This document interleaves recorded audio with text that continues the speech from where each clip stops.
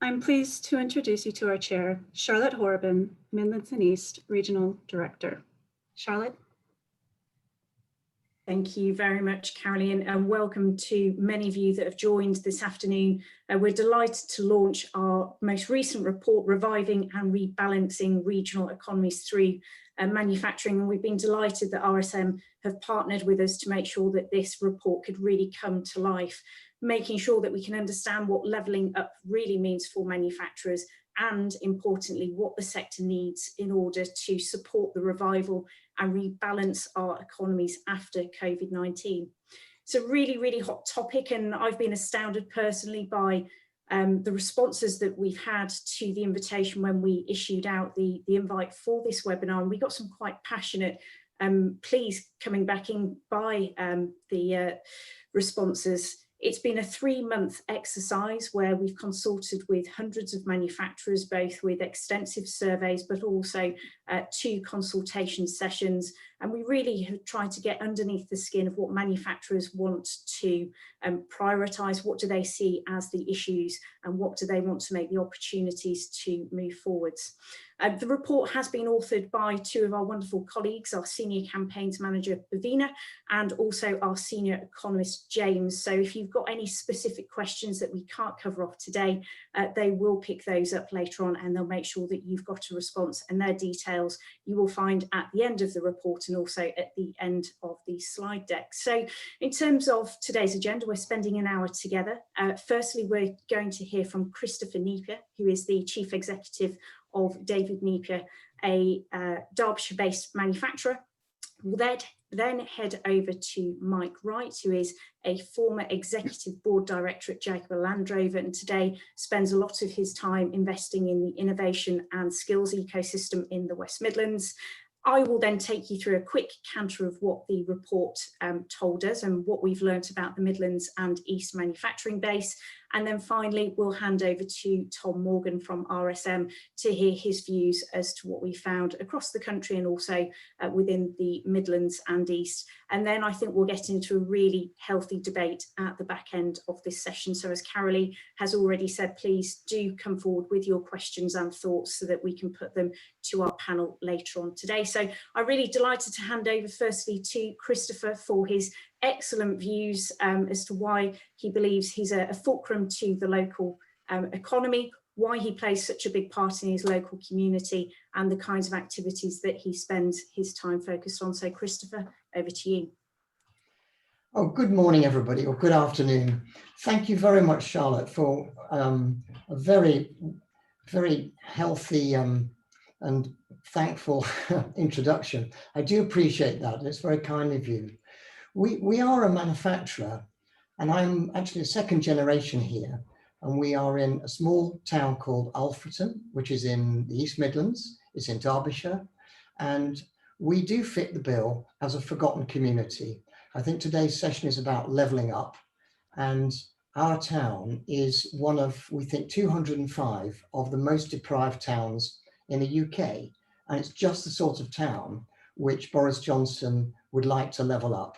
It's just the sort of town that swings elections these days. I think you're probably well aware that elections, as has just been proved in America again, are not actually won in the posh areas. They all vote Conservative, and they're not won in the cities. They all vote Labour, and they both always have done and perhaps will do for a while. Elections are won and lost in the regions and the Midlands and the North and in the forgotten communities. And we are one of those. And there are plenty more in Charlotte's area here, Charlotte's region. So levelling up is very, very important to us, I think, and we as manufacturers have a big part to play. Now, we're not an engineer as such. We're a fashion company, and we're employing 300 people, and we've been here for 59 years. Next year is our 60th anniversary, and I'm the 2nd generation. My father started the business, and we manufacture and we sell directly to consumers women's fashion. And over the years, we've gone more and more upmarket, and that has been very, very important to us here. We've diversified, we've become extremely vertical, and so we're not just manufacturing, we're designing, and we're manufacturing nearly the whole supply chain as well. We're just opening our 5th factory at the moment, which will produce printed fabrics, printing and dyeing fabrics. So we're bringing the supply chain actually from Europe into the UK. So we design, we sew, we have a knitwear factory, we have our own gardener, we have our own cabinet maker, we have our own cafe, we have all our own in-house HR, our own in-house IT, we write our programs, etc. We have our in-house call center, and we have our own in-house logistics, etc. The whole thing is almost a wartime culture, if you like, of manufacture everything you possibly can to create resilience within the company. And we retail via mail order and the internet to several 100,000 private consumers in the UK and overseas. Now, in a minute, I'm going to let you into the secret of our success that I think has kept us going for all these years. But first of all, Charlotte, can I be a little bit controversial looking at your report that you've produced? It seems to me that the government might consider a different approach to the one it's used for the last 50 years or even 150 years in terms of levelling up.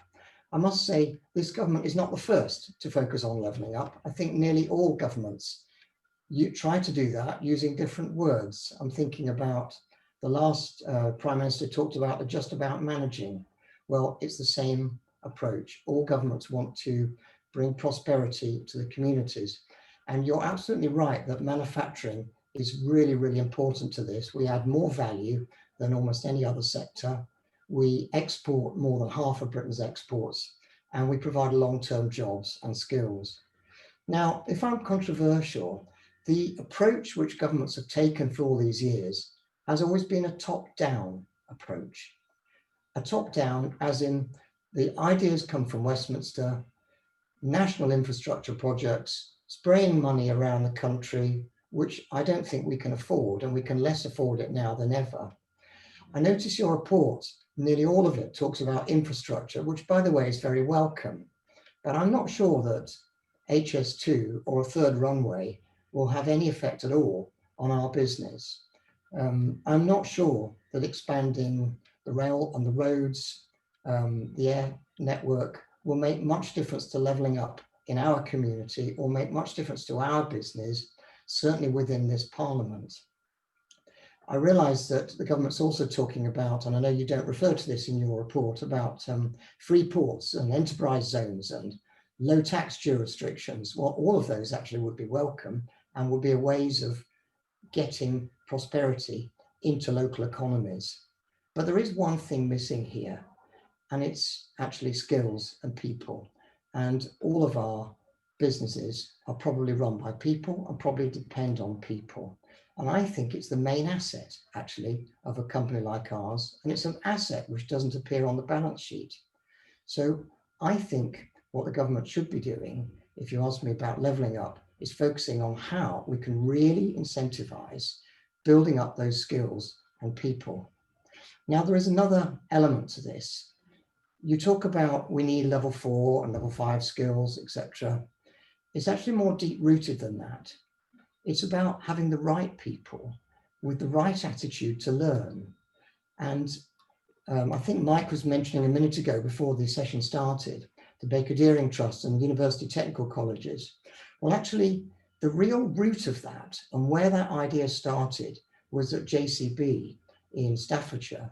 And the whole foundation is actually attitude and getting the right attitude into young people in their teenage years. If we can get the right attitude, then we can teach people, because a business doesn't only depend on the people you recruit on day one. To progress in your career, to get into your next position and the one after that, to progress in the company, to become a team leader or a supervisor or a manager, you need attitude as much or even more than skills. If you can't get along in the team or people don't want you around, then you won't get appointed. So getting those right attitudes, and by attitudes, I mean humility, I mean a sense of urgency, a sense of can do, will do, getting those into young people is actually as important or even more important than qualifications. So we have proposed a way of levelling up, which is a model we're trying to put together in our town, our deprived town, and it's taking a real responsibility for the future skills provision for all sectors, not just manufacturing, but for all sectors. And we have in fact sponsored the entire school. There is one school in our town for 850 pupils. We've taken on the whole school, we've formed an education trust, and we've sponsored it in its entirety. And the school was failing. It was in the bottom 2% of the whole of the UK for its attainment. But I'm very pleased to say that 3 years on now, the intake has tripled and the school is now oversubscribed for the first time in 30 years. And the secret of what we're doing is we are harnessing employers or the world of work from all around this community, employers that those children can relate to, employers that their parents can relate to and would respect, and from different career routes. And if we can bring those into the school to provide inspirational role models, to set projects, to provide work experience, then we can actually, the children themselves will work out what kind of career route they would like to do. Some might come to us and say, that's exactly what I'd like to do in my career. And some might come to us and say, that's exactly what I don't want to do in my career. And both are equally valuable for young people. And once we've done that, we can then steer them by giving them opportunities into the world of work, and we can sponsor them. So my secret for you, the secret of our success is not about infrastructure, it's not about tax breaks, it's about people. Thank you, Charlotte. Thank you very much, Christopher. And I think a perfect segue to introduce Mike Wright. So Mike, as I previously mentioned, was on the executive board of directors for Jaguar Land Rover, and today really channels his energy into skills innovation, chairing both the West Midlands Innovation Board and also the WMG Academy Trust Board, amongst numerous other interests. So Mike, over to you for your views of what is really important to make sure we can rebalance our local economies. Thank you, Charlotte, and quite tough to follow Christopher's piece on education there, because like Christopher, I feel very strongly about it, and maybe I can come back to that in a minute. But yeah, first up, I've got to welcome the report and the work that's gone into it. I think now more than ever, we sit at the cusp of having to be very clear about what the future is. And if I may say, it's about business and it's about manufacturers, but frankly, it's more fundamental than that. It's about the next generation. And I think, anybody who's kind of, to use the horrible taglines, millennial or under 30 or going through university, going through school, going through college as an apprenticeship, right now, whilst everybody's concerned about the future, I think that generation is one that we've really got to be careful how we manage and ensure that they have the confidence to go forward and contribute to what is going to be a pretty fundamental restructuring of not only the UK economy, but I think probably the world economy. And I'm sure we'll come back and talk about aspects on that. And my personal interest is, I'll be quite candid. When I was at JLR, when we were scaling up through one of the product cycles that we were going through, getting hold of people to come and join us and finding that we had to teach at our cost basic skills like maths, like literacy, where you had an enormous pool of NEETs not in education, training or employment out there. It seemed to me even then, and that's why I'm so pleased to be involved with the two WMG academies, that there's a huge opportunity to address that balance. And like Christopher, manufacturing is not only about just making things. There's a whole value chain up front in terms of design, and innovation right through to the delivery of the product at the end. And the other thing I think is we've got to be a bit careful that we don't run away on this skills challenge and think that we've got to, just focus on producing the boffins of the future, important as they are. Our research and the anecdotal evidence that I hear all the time is employers are looking for fairly basic but very important skills. Skills that relate to literacy, relate to maths, relate to increasingly understanding software and software engineering and basic digital skills, and being able to be confidently present themselves. Our view in WNGA is that we do focus on that. Employers are actively involved in setting the curriculum. There are practical, we focus as it happens on the STEM agenda for the engineering community. But there is even sort of real live workshops where the students can learn the basic skills of operating lathes. And the evidence after 4 or 5 years is that the number of our students who go on and get really great placements in work, or indeed apprenticeships, or even go on to university, is very, very high. So I echo Christopher's kind of emphasis on the skills agenda. And, if we compare ourselves to other countries, I think there is a huge opportunity, and it does naturally level up. If every region has a skills agenda bespoke to its potential strengths, it will help the level up agenda. I mean, at the other end of the spectrum, I chair the West Midlands Innovation Board for the Combined Authority. The Mayor asked me to chair it just over a year ago. And that was really about accelerating our innovation output and getting our kind of ecosystem, which actually in the region is very powerful.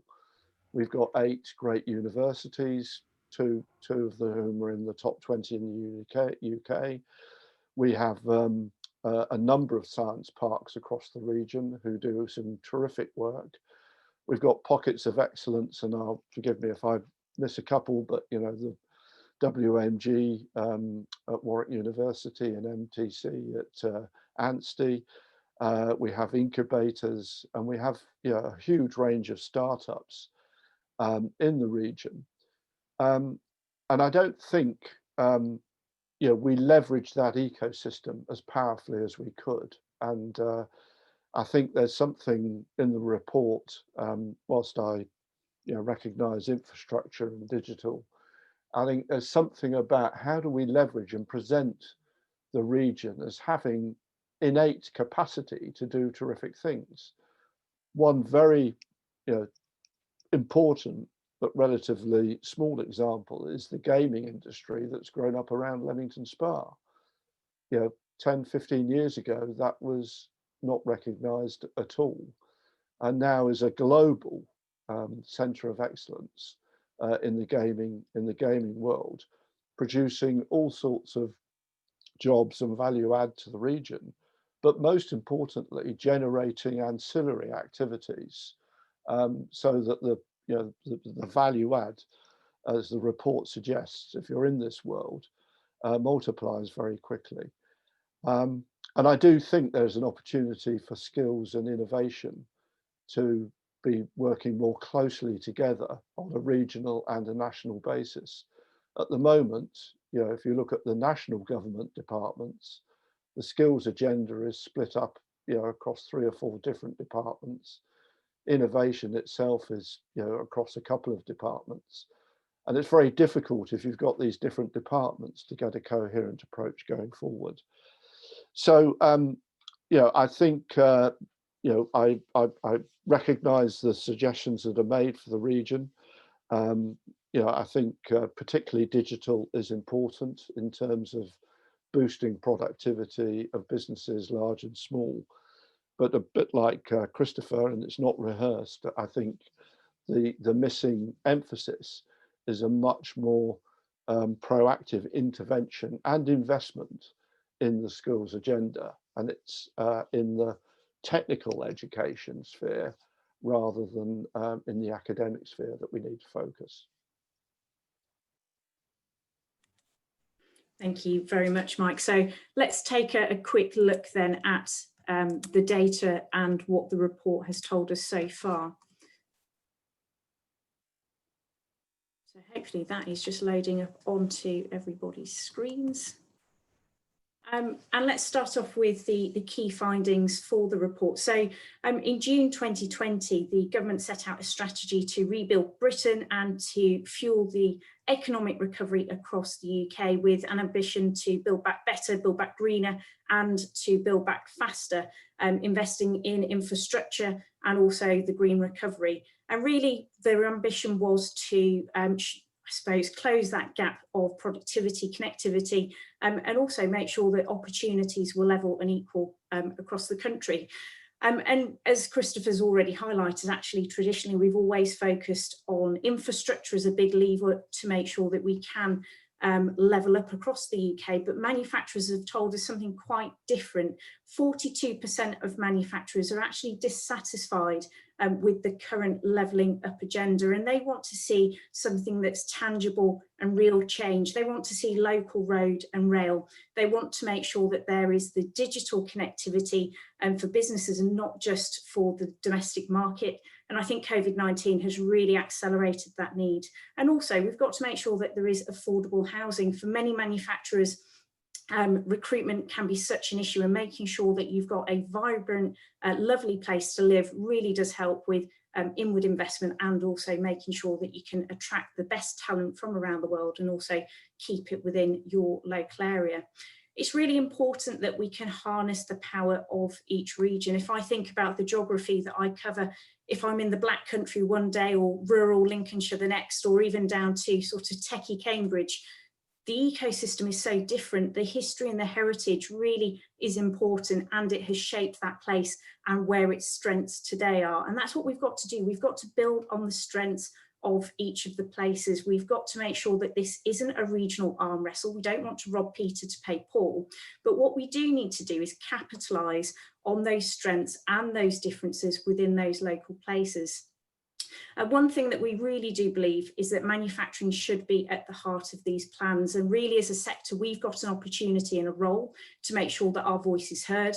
Manufacturing on average pays 13% above the average salary in other sectors, and actually in the Midlands it's typically way above 20% higher. So we're also creating those very dependable jobs. You don't tend to talk about 0 hours contracts and antisocial hours so much in manufacturing, so it really is a fantastic sector to make sure that we can employ people. We're also responsible for over half of the UK exports, 2/3 of the R&D. So we've got to make sure that manufacturing is that foundation for other sectors and other services in a local community to flourish and to thrive. There is evidently an immediate challenge that manufacturers need to overcome, and we've got to make sure that we're prepared for those, that we can overcome any hurdles that come our way next.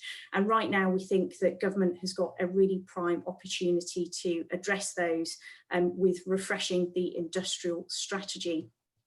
We've heard how skills is a central and long-standing issue for the sector, and Make UK has invested over £15 million in the Midlands with a technology hub training hundreds of specialist manufacturing and engineering apprentices. But we also work very, very closely and collaborate with other training providers, colleges, universities, and our world-class catapult centres.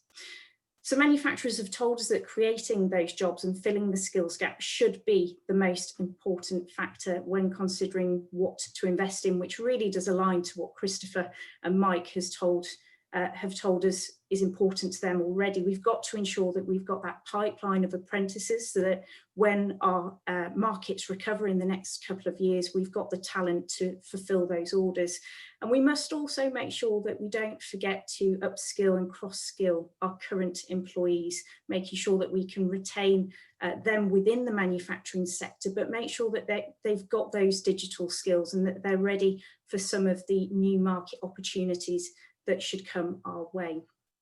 However, to the note on transport, 26% of manufacturers did say that the poor state of local transport was a big challenge to them, and much of our transport infrastructure has really focused on radial corridors. So it's been focused on getting people in and out of cities, and we've kind of seen that people have moved away from the cities and perhaps more of a focus on local place and town through COVID-19.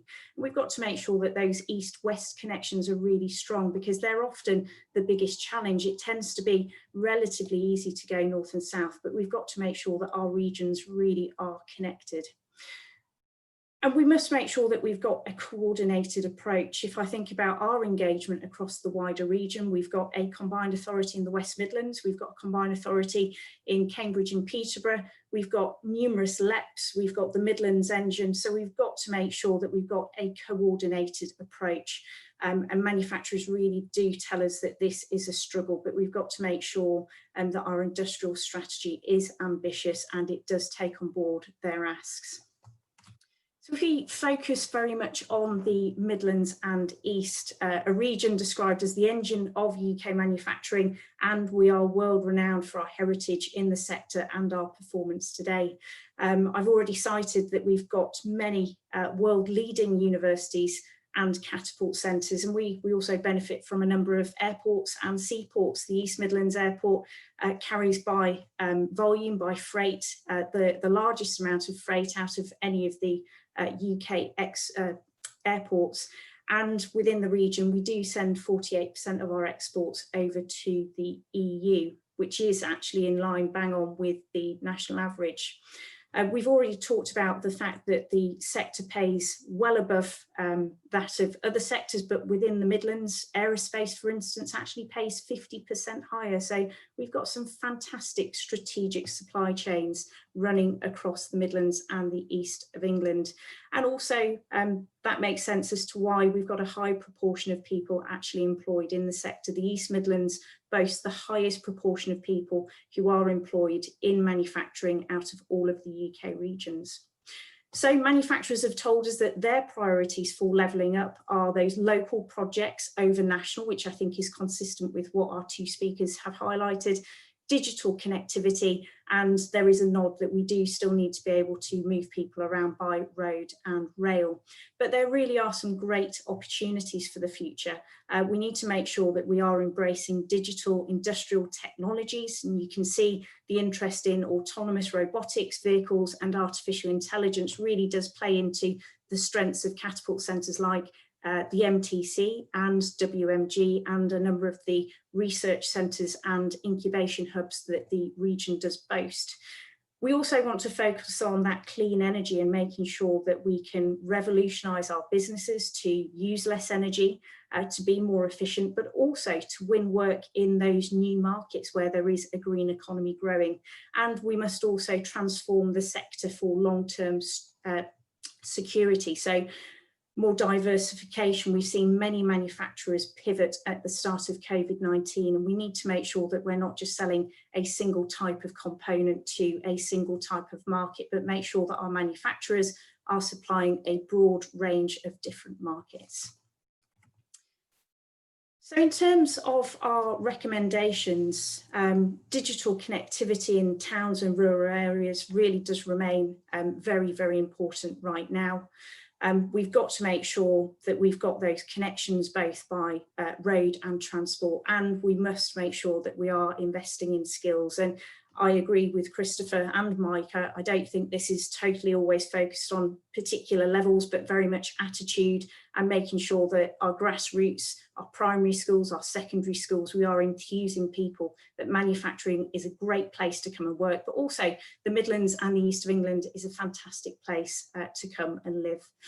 Manufacturers, we've got to make sure that we are embracing the LEPs, the local authorities, making sure that we are working with our combined authorities, and you've kind of got to be in it to win it. Many manufacturers tell us that when they've been frustrated and they've played a key role, either sitting on a board, they found that it does open doors, it does help them to understand the system better, and therefore you can start to shape and make some influence as well. And at the end of this session, we will hopefully arm you with the tools to go off after you've heard the question and answer session and be able to engage with your LEPs, your local MPs, and other stakeholders within your region.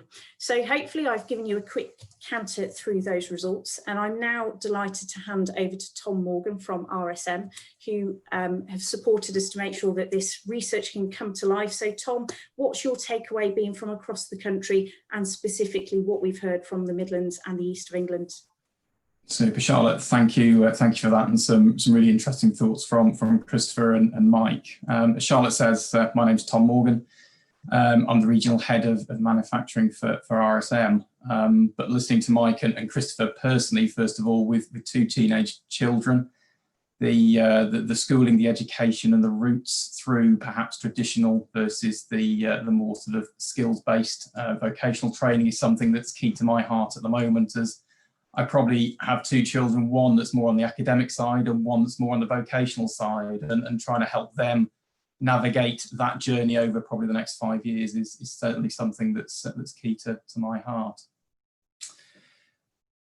But just sort of sharing a little bit about RSM, and for those that don't know who we are, we're an international mid-tier accountancy and advisory firm, serving clients across the country. So we've got offices across all the UK, around about 34 offices, with around about 4,000 staff serving the middle market. So in terms of the Midlands and East, we've got about 9 offices, working with some of the region's best manufacturers, and covering from the west of the region where I'm based, in sort of Birmingham, across to the east and Bury St Edmunds, and the places such as Nottingham and Milton Keynes in between. But as Charlotte says, we've been really proud of our regional focus and how this survey has been able to partner with Make UK in producing this regional look at how the businesses are working, and how really the UK moves forward with this targeting of economic potential in the regional areas. And the priorities that have been voiced by manufacturers in the survey, I'd like to sort of just touch on. But probably first of all, just picking up on an area that I'm seeing, I suppose, my day job as an audit partner, and talking to businesses clearly over the last year, has been around cash, and cash really being king at the moment with the current crisis going on. But broadly speaking, we've been working with a lot of our manufacturing clients looking to optimise their cash positions. And that might be through a variety of methods, perhaps looking at working capital practices, such as cash flow, working capital requirements, through to perhaps businesses looking and reassessing claims around research and development tax credits, or capital allowance claims. But obviously more recently, there have been a lot more projects with clients, with manufacturers looking at the plethora of different debt finance availabilities, private equity solutions, changes in the government-backed schemes that have come through and continue to come through over the coming months. But it was encouraging to see in the report that Charlotte's just covered on areas such as clean energy and the opportunities that manufacturers still see in that area, and the related capital investment that will be needed as businesses take that forward. Then picking up on survey results, and the 2 of the top 2 in the region was around a no-deal Brexit and trade borders. Now, it's probably unsurprising that from an RSM perspective, our VAT and customs experts have been very busy in the past few months, and will continue to be very busy up to the 31st of December and clearly into the new year. Now, I know practically, working with my clients, that the pandemic has probably taken the immediacy of Brexit off the agenda as more immediate pressing issues that have to be dealt with. But Brexit is only weeks away, and we know that there's going to be a massive impact on some manufacturers as we go through that change. But then moving on to restructuring and changing operations that came through again in the survey. And I think inevitably, perhaps people take restructuring as to mean there are issues to be sorted, and certainly there might be some formal reviews to be done. But again, working with clients, the last sort of 8-9 months has also sort of prioritised what businesses need to do to move forward and really expedite changes in the businesses. So whether that be looking at things like restructuring around sites, operations and efficiencies, and feeding into to more operational things like ERP systems and IT integration, and into that digital piece that we're working with clients on. So Charlotte, probably my conclusion to wrap up would be that obviously the survey must be seen in the round, and clearly skills have been touched on, but the industrial strategy will be important as the region and different regions consider the way they move forward in terms of any levelling up for the region. It'd be good now to hand back to you, Charlotte. Thank you. Thank you very much for your thoughts and sentiments, Tom. And already we've got a few questions flowing in. I don't think it's any surprise, given the focus from our speakers and where their interests lie, and what they see to be important is the skills agenda is at the heart of a number of these questions. So my first question to Christopher, if I may. We've got a comment absolutely agreeing that we've got a poor track record of building a skilled and ambitious workforce. So how do we do this moving forwards in a sustainable way? We've heard many governments talk about this, but for the long term, do we start at age 11? Do we change the GCSE structure? How do we destigmatise going down a technical route versus going to, say, university? Christopher, what's your opinion on this matter? Yeah, thank you, Andrew, for that question. I think the answer is yes, you do start at age 11. Most of us, certainly my generation, we went to university and studied something that seemed like a good idea at the time. I studied mechanical engineering because I thought it was a good idea at the time, but without much knowledge of what that would lead me to. It's very easy today to do exactly that. You might study biology because you like the biology teacher, and then you find you run up a very large student debt, and then wonder at the age of 22 or whatever, how am I going to make this pay? How am I going to pay this debt off, and how am I going to get a job? So the answer is yes, we should start at age 11, and that's exactly what we're doing with the Alfreton model. So I talked earlier about employers or the world of work being involved in education. Now let me explain how that works.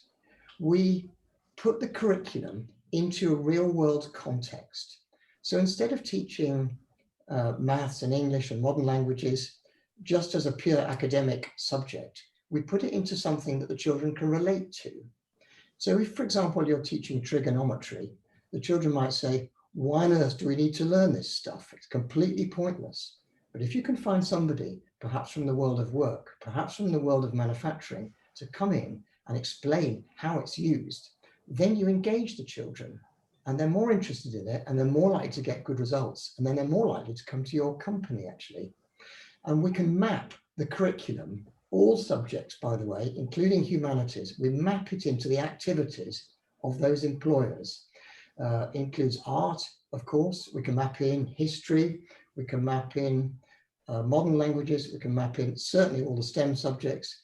And by finding examples from the real world, and maybe even videoing examples, let me give you an example. In chemistry, we've gone to the Derbyshire Police Force, and it's possible to perhaps go into the laboratories there where they look at crime scenes, etc., and video examples of using chemistry to solve problems. And forensics, I think, might be the right word, using chemistry to solve that. Now imagine the excitement for children looking at something like that. And if we can build up a whole repertoire of applied learning or contextual learning examples like that mapped into the GCSE curriculum, then you engage the children. So by doing that, you can really build career awareness right from the start. So I think, yes, we should start at age 11 to answer your question. And I think there's a key thing the government could do about this to help us, by the way, which is to take the research and development tax credit and create another version and call it learning and skills tax credit. And I think the solution, I talked earlier about not the top-down approach, by bottom-up approach, which is what the governments haven't done for the last 50 years. We should be incentivizing people to secure their own future. We should be incentivizing companies and manufacturers to build their own future within communities. And they can do that, for example, with the learning and skills tax credit. They could incentivize us to invest our time in schools, in colleges, in universities, in sponsoring students through university, in sponsoring students through whatever. And that way, we engage with the world of education. And then the government could have a similar matched funding, so the schools also get an equivalent amount of money as well. So they're incentivized to work with employers. And if there's incentive for these two silos to come together and work together, then we can engage young people and bring them into the world of work. And I think you'll find, if you look across your company, across your organization, you'll find the best people you've got can be people who've been with you for some years. And those are the people who have the best attitude and the best knowledge, and they're probably local people who don't have to travel a long way to work. And if we can create opportunity for local people within local communities, then we are genuinely leveling up. Thank you very much, Christopher. The next question I'm going to pose to Mike. And Mike, we spent some time yesterday discussing this. How do we create a marketing operation to future employees and also their parents to make sure that they're aware of the opportunities within UK manufacturing? Well, it's a great question. And I think, there's a couple of fundamentals that we've got to address. I think, unfortunately, in this country, and I spent 5 years of my working life in Germany. For some reason, let's call it technical, vocational skills as opposed to academic skills, have been seen, frankly, for generations as secondary. We even had secondary moderns. I'm old enough to remember that. And somehow we've got to get a parity that there's not a right or a wrong. Academic isn't better than technical or vice versa. They are appropriate pathways given Tom's got the dilemma himself, given the ambition and the capabilities of the kids and the students. I think there is, and Christopher's articulated it wonderfully, and the Baker Deering UTCs, they're 50 in the country, engage, have active engagement from not only their sponsor universities but their local employers. I think there is an opportunity for employers, and maybe through an initiative like this report, to give employers confidence that if they do actively engage with their local education, as Christopher's done with one school or with a network of schools, there is a real benefit to you as an employer. There is very strong evidence that apprentices and apprenticeships give you, if somebody joins your company on an apprenticeship, they are much more likely to stay with you for a long period of time, even in big, global companies, than somebody who's a graduate and wants to flip-flop around. So I think that's one aspect. The second aspect is, I think and it didn't really come out in the report, I think the role of mayors is going to be increasingly significant at a regional level. And we have a prime minister who's an ex-mayor. And to be honest, it's not just him, it was a combination of the mayors that London have had. And remember, they've been at it now for 20 years, so it takes some time. The education standard, technical and academic in London, has been transformed. And one of the reasons is there was an absolute focus on turning around the very poor education system that existed in London in the past. And I think the regions collectively, businesses, local authorities, the mayors, then it's a bit too complex. It needs to be simplified somewhat. But I think there needs to be a push on the local representatives of the Department of Education to recognise that the education agenda can be set regionally rather than nationally. Thank you, Mike. And Mike, could I gather a view from yourself? You sit in a region, the West Midlands, that benefits from a metro mayor. But what's your view about the East Midlands? Do you think the region would benefit by following suit? Well, that's a tough one.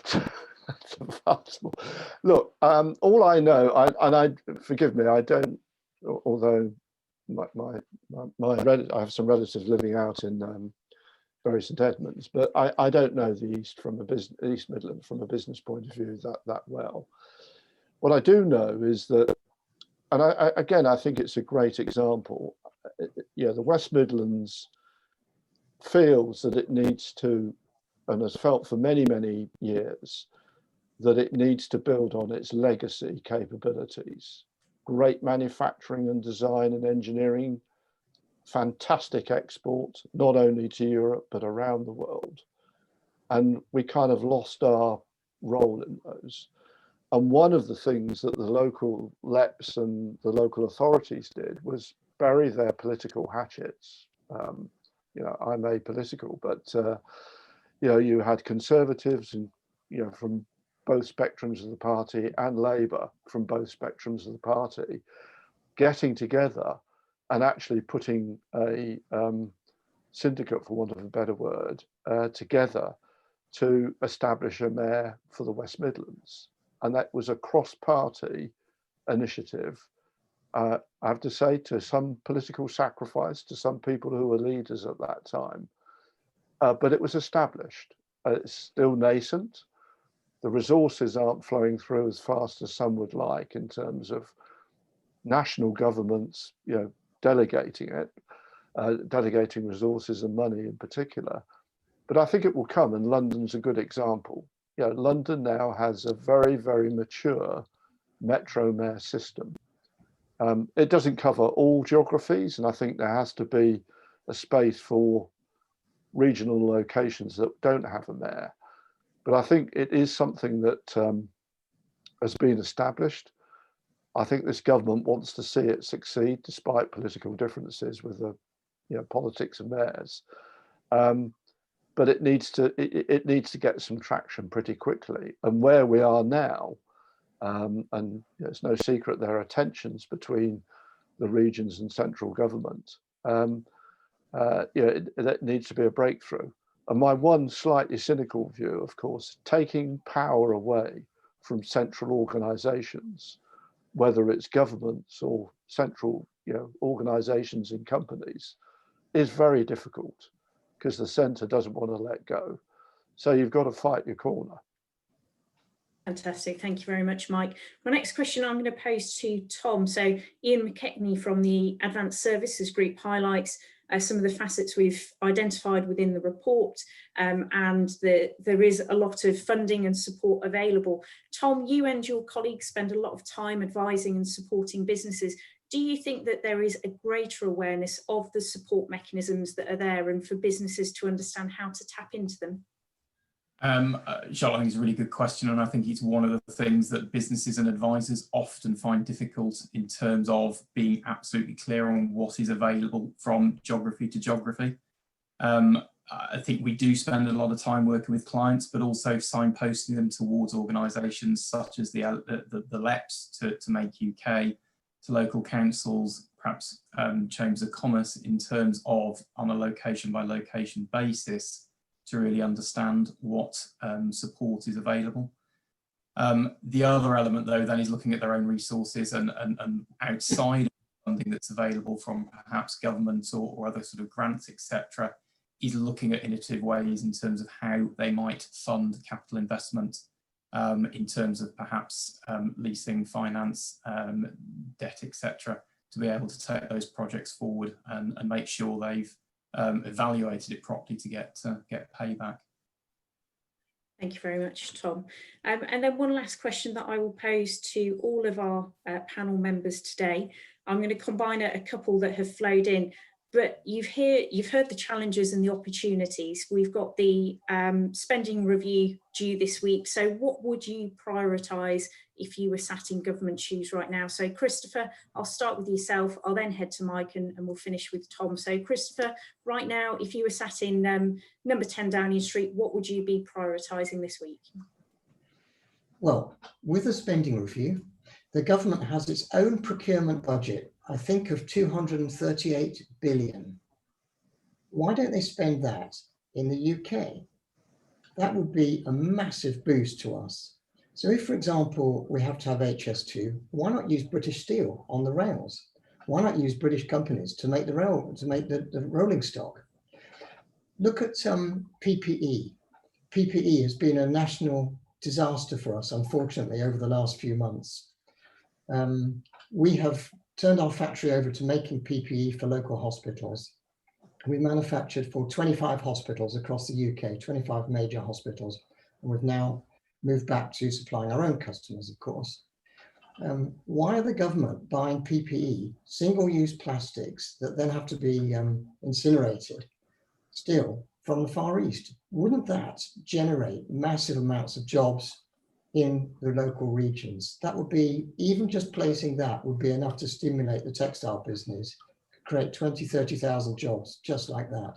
So my tip for the government and their spending review is think about the benefits of spending your own procurement budget in your own country with our own taxpayers' money. Thank you very much, Christopher. And Mike, what would your priority be? I think I'd say there are two, actually. One is, we shouldn't underestimate the work that's still got to be done in the education system to deliver the kind of outputs that we've been talking about this morning. And there's been a lot of very good initiatives for the defence sector. The green agenda is very clear. And one or two others, clearly in the medical life sciences field. But I haven't heard very much about what actually is going to transform the education sector to deliver the future that we want. I think there's another dynamic that, if I may say, the report didn't touch on. In the new world, particularly post-Brexit, our international competitiveness is going to have to be vital. And if you're going to be in the manufacturing world, relying on just the UK for revenue to get a return on your investment is highly risky. And we need, I think, much more support for companies to export wherever that is in the world. In the short term, it is going to be more complex, particularly in Europe. Clearly, those who export to other parts of the world will know how to do it. And I'm not clear in my own mind that there's enough focus for businesses to access practical support to export. And other countries do it very well. They're very aggressive and equally attracting inward investment into the UK. So I'd want to see something on international competitiveness. Thank you very much, Mike. And finally, Tom, what would you be doing if you were in Mr. Johnson's shoes? Yeah, so I think two, Charlotte. One is probably building on firstly on Mike's point around the global trade piece, and not only obviously getting through the short term, is making sure that the short term doesn't involve a sticking plaster to make imports and exports work, but it's actually building a structure and a system and promoting the UK going forward under the new position that we find ourselves in, whatever that might be in terms of the short-term agreement come the end of the year. The second bit that we've probably not directly touched on is around productivity and the continual point that the UK lags behind in terms of productivity metrics. I think that the bit, again, as a country we're going to have to deal with over the coming years now is access to cheap labour has probably gone, and therefore investment in and improving productivity and the manufacturing processes and methods need to be taken forward over the coming years. And I think that feeds into the things we've discussed around skills, processes, investment in manufacturing over the medium term.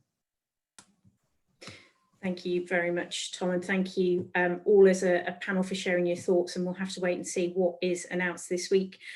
So we're going to wrap up today's session. We've tried our very best to get through the live questions, and those that are unanswered we'll endeavour to get an answer sent back to you if you've posed one of those. A huge thank you from Make UK and me personally to Mike Wright and also Christopher Nieper for joining us as our panellists, and Tom, a huge thank you to yourself, your colleagues and RSM for partnering with Make UK to make sure this really vital piece of work on behalf of UK manufacturing has taken place. Now, there's no such thing as a free lunch, so I just wanted to quickly give you a call to action, I guess, for those that have dialed into this session. So if you do want to learn some more and you want to get really underneath the data, you've got the details there for our authors, Bavina and James, so please do feel free to reach out to our colleagues that have penned this fantastic report.